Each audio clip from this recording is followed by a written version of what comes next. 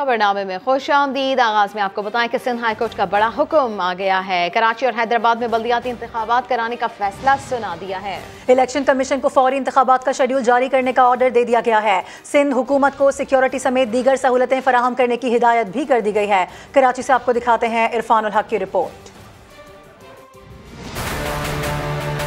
Sindh high court ने कराची और हैदराबाद में बल्दियाती इलेक्शन में मुसलसल ताखीर के खिलाफ दायर दरखास्तों पर फैसला सुना दिया। अदालत ने जमात इस्लामी और PTI की दरख्वास्तें मंजूर करते हुए इलेक्शन कमीशन को फौरी इलेक्शन का शेड्यूल जारी करने का हुक्म दे दिया है और सिंध हुकूमत को सिक्योरिटी समेत दीगर सहूलतें फराहम करने की हिदायत की है। अमीर जमात इस्लामी कराची हाफिज नईमुर रहमान कहते हैं, इलेक्शन कमीशन बल्दियाती इलेक्शन से फरार के सारे रास्ते बंद करे। आज हाई कोर्ट का भी फैसला सामने आया है और इंशाअल्लाह 22 तारीख को एक हतमी तारीख भी होगी। मैं ये मुतालबा करता हूँ इलेक्शन कमीशन से भी कि अब इस मौके के ऊपर जब वो इलेक्शन की तारीख का ऐलान कर रहे हैं और हाई कोर्ट के फैसले की रोशनी में ऐलान कर रहे हैं और सुप्रीम कोर्ट का फैसला भी इस सिलसिले में मौजूद है, तो अब हतमी ऐलान होना चाहिए और फरार के सारे रास्ते बंद करने चाहिए। अदालत ने कवानीन में तरमीम तक बल्दियाती इलेक्शन रोकने की MQM पाकिस्तान की दरख्वास्त मुस्तरद कर दी है। PTI के पार्लिमानी लीडर खुर्रमशेर जमान ने अदालती फैसला खुश आइन करार देते हुए खदशा जाहिर किया है कि सिंध हुकूमत अब भी ताखीरी हरबे अपनाएगी। पाकिस्तान पीपल्स पार्टी की हुकूमत सिंध जो कि खौफ के अंदर मुब्तला है, जो कि इस वक्त डर के अंदर मुब्तला है कि इलेक्शंस हो जाएंगे तो ये भी हार जाएंगे, साथ में इनके इत्तेहादी भी हार जाएंगे, ये फिर कोई बहाना बनाएंगे, फिर कोई तमाशा लगाएंगे। सिंध में बारिश के बाद सैलाब और उसके बाद पुलिस नफरी में कमी को जवाज बनाकर दूसरे मरहले के बल्दियाती इलेक्शन 3 बार मुलतवी किए जा चुके हैं। कैमरामैन कामरानुद्दीन के साथ इरफानुल हक, समा, कराची। इरफानुल हक की रिपोर्ट आपने मुलाहिजा की है। इसी वक्त हमारे साथ वो मौजूद हैं, वीडियो लिंक पर उनसे बात भी कर लेते हैं। इरफान, जो पीपल्स पार्टी की जानिब से दरख्वास्त दी गई थी वो था कि 90 रोज़ तक कम से कम इलेक्शन ना करवाए जाएं, लेकिन अब वाज़ेह हुक्म आया है कि 60 रोज़ में इलेक्शन करवाने होंगे।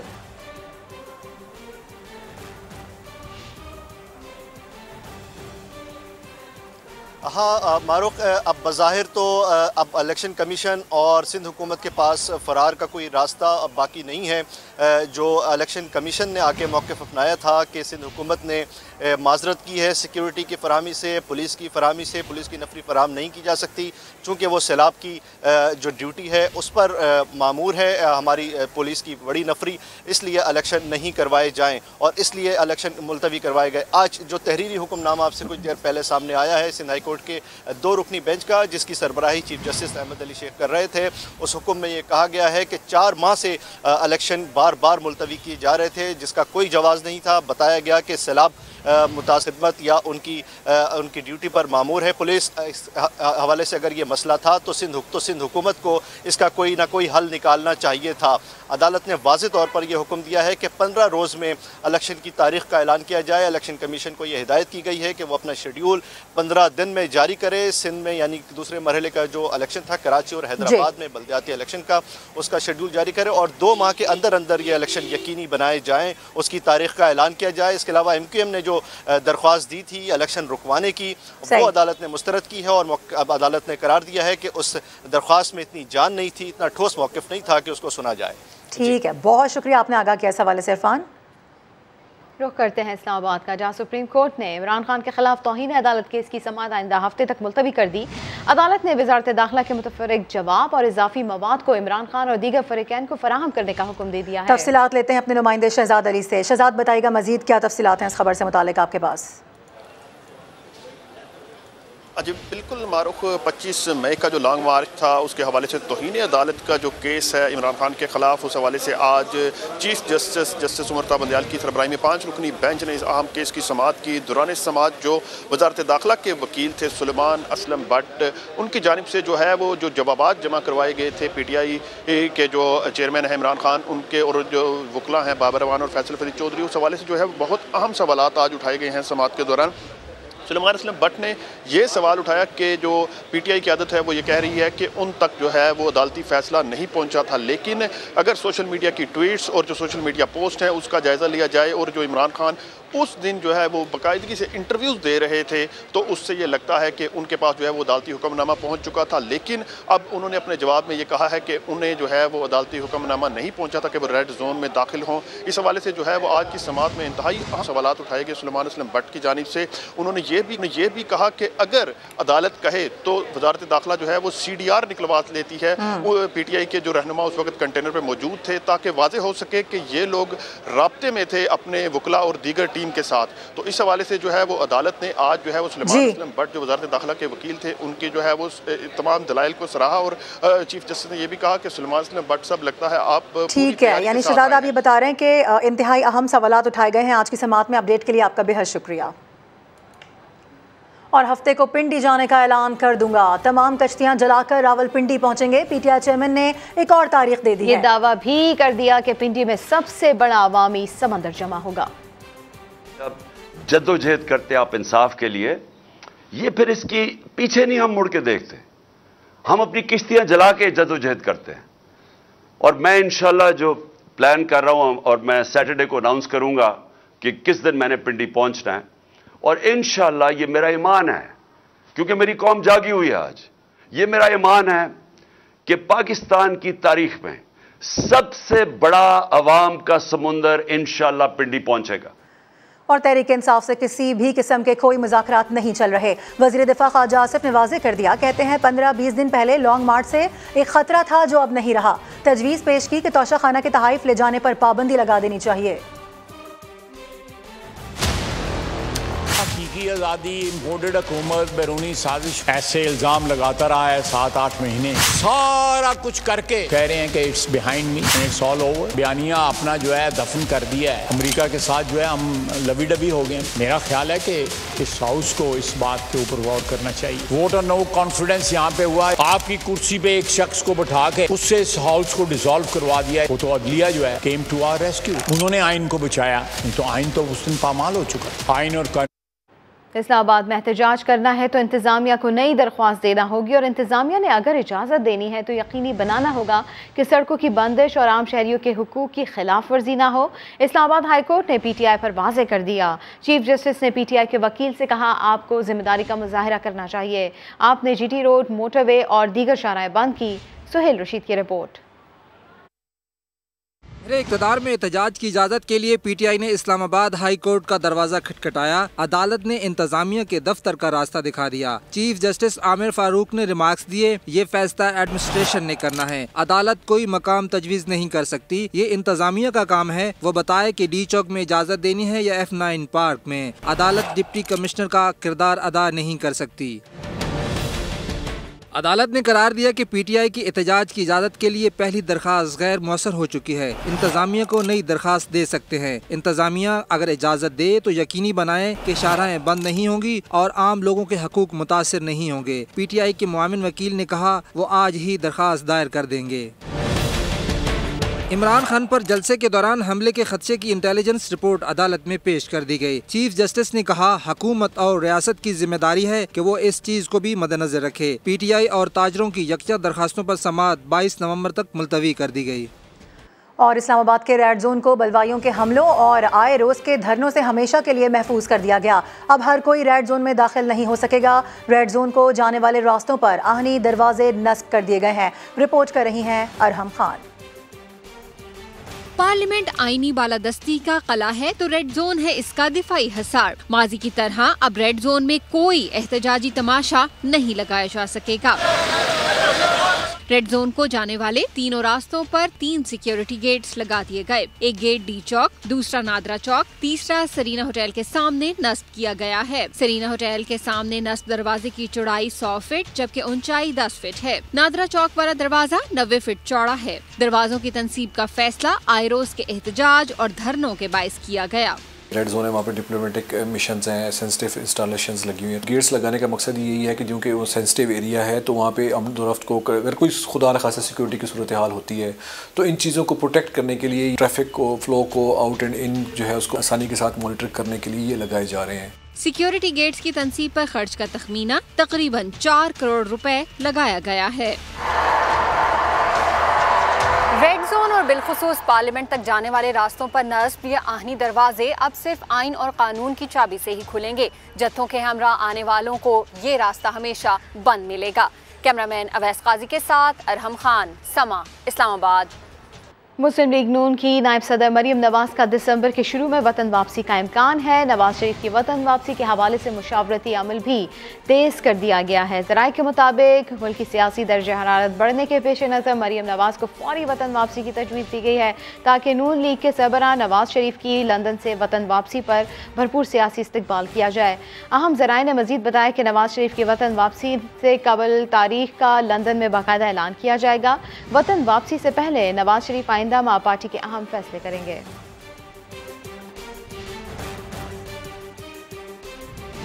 और अहम ओहदे पर तकर्रुरी के मामले पर हुकूमती हलकों में नई तजवीज़ सामने आ रही है। वज़ीर आज़म को नए आर्मी चीफ की तकर्रुरी की मंजूरी काबीना से लेने की राय दे दी गई है। उस्मान जावेद की रिपोर्ट देखिए। नए आर्मी चीफ की तैनाती पर मुमकिन एतराज़ात दूर करने के साथ साथ सुप्रीम कोर्ट के हुक्म पर अमल दरामद। हुकूमत ने एक तीर से दो शिकार करने के लिए नई तजवीज़ पर गौर शुरू कर दिया। आर्मी चीफ की तकर्रुरी की मंजूरी काबीना से ली जाए। वज़ीर आज़म शहबाज शरीफ को तजवीज़ दे दी गई। राय देने वालों के ख्याल में विफाकी काबीना की मंजूरी से किसी फोरम पर भी इस मामले पर उंगली नहीं उठाई जा सकेगी। सुप्रीम कोर्ट ने अहम तकर्रुरियों की काबीना से मंजूरी लेने का हुक्म दे रखा है। पीपल्स पार्टी और JUI भी मामला वज़ीर आज़म पर छोड़ने की हामी हैं। दीगर इत्तेहादियों ने भी यही पैगाम दिया है कि वज़ीर आज़म तयशुदा तरीक़ाकार के तहत फैसला करें। Army chief general Qamar Javed Bajwa के भावलपुर और ओकाड़ा के अलविदाई दौरे। खैरपुर टामेवाली में जारी फौजी मशकों का मुआयना किया। अफसरान और जवानों के जज्बे को सराहा, कहा हालात जैसे भी हो रिवायती जोश और जज्बे के साथ कौम की खिदमत करते रहें। धरती हिलाते अहदाफ को ठीक ठीक निशाना बनाते, ये हैं बहावलपुर कोर के ज़मीनी दस्ते जो खैरपुर टामेवाली में जारी पाक फौज की फायर पावर मशकों में शरीक हैं। सिपा सालार जनरल कमर जावेद बाजवा मशकें देखने के लिए खुद मैदान में पहुंच गए। पाक फजाइया के JF-17 थंडर तैयारों और कोबरा गनशिप हेलीकॉप्टर्स ने भी फजा से जमीन पर मार करने का शानदार मुजाहिरा किया। आर्मी चीफ ने अलविदाई दौरों के दौरान बहावलपुर और ओकाड़ा में फॉर्मेशंस के अफसरान और जवानों से खिताब भी किया। तरबियती मायार, ऑपरेशनल तैयारियों और दिफाए वतन के लिए बुलंद हौसले की खूब तारीफ की। कहा फौजी जवान हर हाल में रिवायती जोशो जज्बे के साथ कौम की खिदमत करते रहें। जनरल कमर जावेद बाजवा ने बहावलपुर में यादगार शोहदा पर फूल चढ़ाए और फाइल के हल के लिए फंड्स की तफसीलात समा ने हासिल कर लिए हैं, जो हम अपने नाज़रीन को बता भी रहे हैं कि पीपल्स पार्टी के 6 काफ लीग के 2 MNS को अरबों के फंड्स दिए गए हैं। और अब दुश्मन बच नहीं पाएगा। आलमी दिफाई नुमाइश में पाकिस्तान आर्मी की जानिब से इलेक्ट्रॉनिक वॉरफेयर सिस्टम भी रखा गया है, जिससे सरहद पार 30 किलोमीटर अंदर दुश्मन के बेस कैंप में की जाने वाली गुफ्तगू तक सुनी जा सकती है। तफसीलात जानते हैं chief crime reporter Ahmad Rahman Khan से। जी अहमद। चौथा वार जोन जो कि डिक्लेयर्ड हुआ है पूरी दुनिया में वो है इलेक्ट्रॉनिक वार जोन। और ऐसा नहीं है कि पाकिस्तान आर्मी सिर्फ उन 3 ही जगहों पर जो है वो काम कर रही है, ज़मीन, फ़िज़ा और पानी पर, बल्कि इलेक्ट्रॉनिक वार जोन में भी अब पाकिस्तान आर्मी ने कदम रख दिया है, बल्कि उसमें मजीद जिद्दत भी पैदा कर ली है। इस वक्त हम मौजूद हैं, आप ये देख सकते हैं, इंटीग्रेटेड इलेक्ट्रॉनिक वारफेयर सिस्टम पे। ये आप देख सकते हैं, ये जो ट्रक आपको नज़र आ रहे हैं ये बेसिकली 7 के करीब जो है वो ट्रक्स होते हैं और ये सलाहियत रखते हैं कि दुश्मन के, यानी कि सरहद पार हम कह सकते हैं कि दुश्मन क्या गुफ्तगू कर रहा है वो ये सुनने की सलाहियत रखते हैं। किसी भी जंगी हालात में 30 से 35 किलोमीटर की रेंज रखते हैं कि सरहद पार दुश्मन 30 से 35 किलोमीटर चाहे अंदर बैठा हो, लेकिन वो क्या गुफ्तगू कर रहा है, क्या मकासद रखता है, किस तरह से हमला करने का सोच रहा है, ये तमाम तर चीज़ें ये सुन सकता है सिस्टम, इसको रिकॉर्ड कर सकता है और यहाँ तक इसको जैम करने की भी सलाहियत रखता है। तो इलेक्ट्रॉनिक वार जोन में भी पाकिस्तान आर्मी का इस वक्त कोई सानी नहीं है। जी बहुत शुक्रिया अहमद आपका। आगे बढ़ेंगे। मुल्क भर के बिजली सार्फिन के लिए बिजली 24 पैसे फी यूनिट महंगी होने का इम्कान है, लेकिन कराची वालों के लिए बिजली 7 रुपये 83 पैसे सस्ती होने का इम्कान है। सेंट्रल पावर परचेजिंग एजेंसी ने नेपरा को दी गई दरख्वास्त में बिजली की कीमत में 24 पैसे फी यूनिट इजाफा अक्टूबर की माहाना फ्यूल एडजस्टमेंट की मद में मांगा है। CPPA की दरख्वास्त पर 29 नवंबर को समाअत होगी। कराची के सार्फिन के लिए जुलाई से सितंबर की सहमाही एडजस्टमेंट की दरख्वास्त के मुताबिक बिजली 7 रुपये 83 पैसे फी यूनिट सस्ती हो सकती है, जबकि नेपरा के इलेक्ट्रिक की दरख्वास्त पर 30 नवंबर को समाअत करेगा।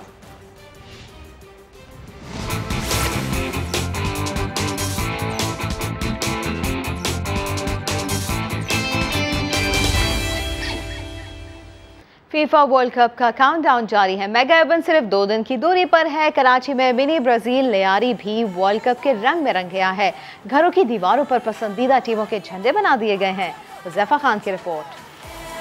फीफा वर्ल्ड कप की आमद है और जब भी पाकिस्तान में फुटबॉल वर्ल्ड कप की बात होगी तो लियारी का नाम जो है वो सबसे पहले आएगा। लियारी में इस वर्ल्ड कप के लिए क्या तैयारियां हैं, आइए आपको दिखाते हैं।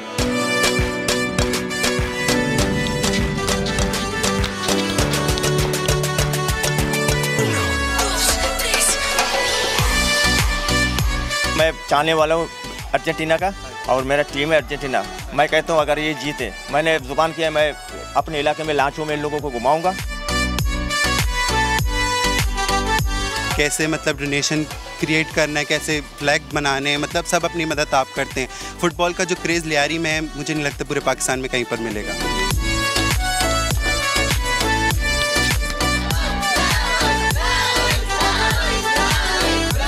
ये सब खत्म हो जाता है, चाचा बांजा सब, ताकि देखो मेरे को देखो, मेरा टीम तो जर्मनी है, मैं जर्मनी को सपोर्ट करूँ। मेरे घर में सब ब्राज़ील को सपोर्ट कर रहे हैं, लेकिन मैं चाहता हूँ मेरा टीम जीत जाए।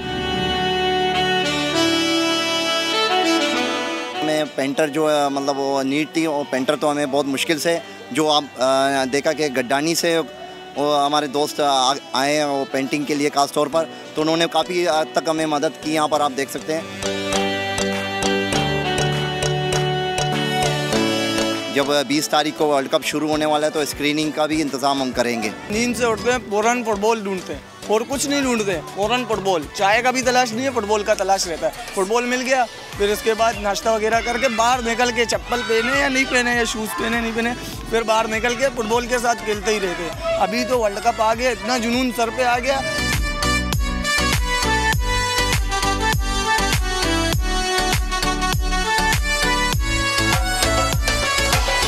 कोई अर्जेंटीना का दीवाना है तो कोई ब्राज़ील की जीत के लिए दुआ गो है, लेकिन एक बात वाज़ेह है कि लियारी में जीत सिर्फ फुटबॉल की होती है। कैमरामैन अली मुशर्रफ के साथ हुज़ैफा खान, समा लियारी। सरफराज अहमद के बेटे अब्दुल्ला की बॉलिंग कराने की वीडियो सोशल मीडिया पर वायरल हो गई। सरफराज अहमद शादाब खान में दिलचस्प ट्वीट्स का तबादला भी हुआ।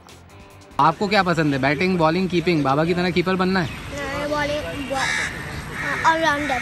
वालिद विकेट कीपर, लेकिन बेटा बनना चाहता है ऑलराउंडर। साबिक कप्तान सरफराज अहमद के बेटे की बैटिंग के साथ बॉलिंग में भी दिलचस्पी। सरफराज अहमद ने अपने बेटे अब्दुल्ला के शादाब खान के स्टाइल में बॉलिंग करवाने की वीडियो शेयर की और लिखा, शादाब चेक करो। शादाब खान ने फौरन जवाबी ट्वीट दागा, अब्दुल्ला ने पहले सैफी भाई के दिल में मेरी जगह ले ली, अब पाकिस्तान टीम में मेरी जगह न ले जाए। सरफराज अहमद ने हंसते हुए जवाब दिया, ऐसा नहीं होने वाला, आप और अब्दुल्ला दोनों मेरे दिल में साथ रहते हैं और हमेशा रहेंगे। जिस पर शादाब खान ने मोहब्बत का इजहार करते हुए लिखा, कप्तान आपका शुक्रिया। और अब आपको ये बताएं कि हैद मोहम्मद वाला पर 7वीं थल जीप रैली का आगाज हो गया है। क्वालिफाइंग राउंड में 115 रेसर्स हिस्सा ले रहे हैं। तफसीलात लेते हैं मुकर्रम खान से। मुकर्रम, आगाह कीजिएगा। आज बिल्कुल जनूबी पंजाब में थल जीप रैली का इनेकाद हो चुका है। 7वीं थल जीप रैली जो है 115 रेसर्स ने हिस्सा लिया है। 4 खवातीन हैं और बड़े ही जोश के साथ उन्होंने हिस्सा लिया है। इस वक्त यह क्वालिफाइंग राउंड जारी है और यहाँ के मनाजिर ज़रूर दिखाऊंगा। बड़ा ही मुकाबला इनमें जारी है और इनकी कोशिश ये है कि जो ये ट्रैक है 2.8 किलोमीटर्स का वो कम से कम वक्त में मुकम्मल किया जाए। और बहुत ही यहाँ का जो एक समा है वो एक मेले का समा लगा हुआ है। और आज के क्वालिफाइंग राउंड के बाद जो भी इसमें जो है अपने टाइम के मुताबिक विनर्स होंगे वो जो है कल के जो राउंड शुरू होगा उसका फिर हिस्सा होंगे। जी बहुत शुक्रिया, अपडेट कर रहे थे आप। तलाक की अफवाहों से सालगिरह की मुबारकबाद तक शोएब मलिक और सानिया मिर्जा की अज़वाजी ज़िंदगी की खबरों में पिछले कुछ दिनों से तूफान उठा हुआ था। इस सब के बीच सानिया ने सोशल मीडिया पर एक नई तस्वीर शेयर कर दी है जिसमें वो खुश नजर आ रही हैं। तलाक की अफवाहों से हैप्पी बर्थडे टू यू तक।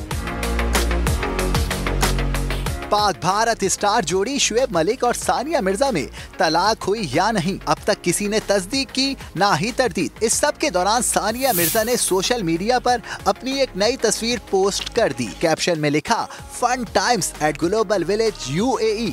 इस तस्वीर में सानिया को खुशगवार मूड में देखा जा सकता है।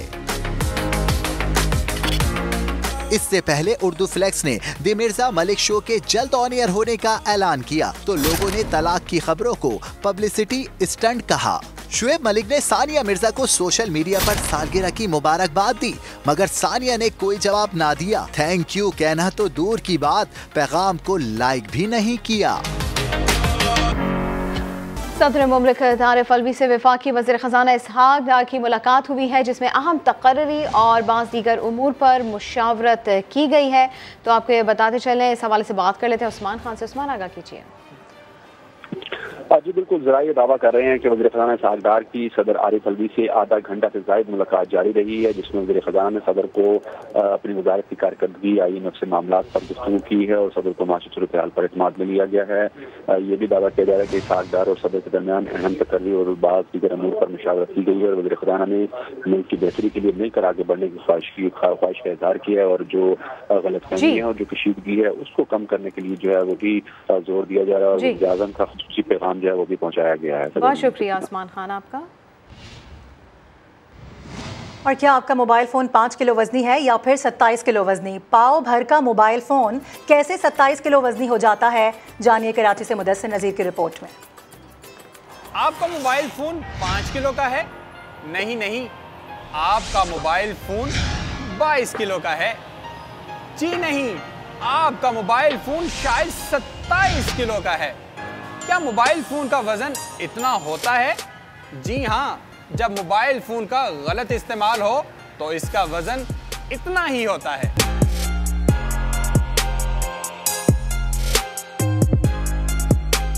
अगर मेरी गर्दन की पोजीशन 0 डिग्री पर हो और मेरे मोबाइल फ़ोन का इस्तेमाल तवील हो तो मेरी गर्दन, पट्ठों और रीढ़ की हड्डी पर तकरीबन 5 किलो वज़न आएगा। और अगर मेरी गर्दन की पोजीशन तकरीबन 45 डिग्री पर हो और ये वज़न 22 किलो बन जाएगा। और अगर मेरी गर्दन की पोजीशन बढ़कर तकरीबन 60 डिग्री पर आ जाए तो ये वज़न 27 किलो हो जाएगा। जदीद दौर की इस बीमारी को टेक्स नेक का नाम दिया गया है।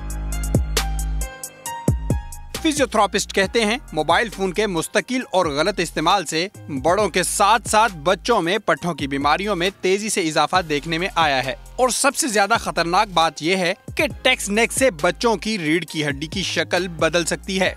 बच्चों की हड्डियां ग्रो कर रही होती हैं तो the more they will bend themselves, वो उनकी हड्डियां वैसा ही पोजीशन लेती जाएंगी। और फिर शायद कभी किसी बच्चे को आपने बोला कि बेटा सीधा होकर बैठो, वो बोलेगा कि सीधा होकर बैठने में तकलीफ होती है मुझे, वो उसी को अडॉप्ट कर लेंगे। मोबाइल फोन की तरफ जितना आप झुकेंगे ये उतना आपको झुका देगा। कितनी उम्र है आपकी? 45 साल। लगते तो आप 60 साल के हैं। मोबाइल फोन का ठीक इस्तेमाल करें, अपना भी ख्याल रखें और अपने बच्चों का भी ख्याल रखें।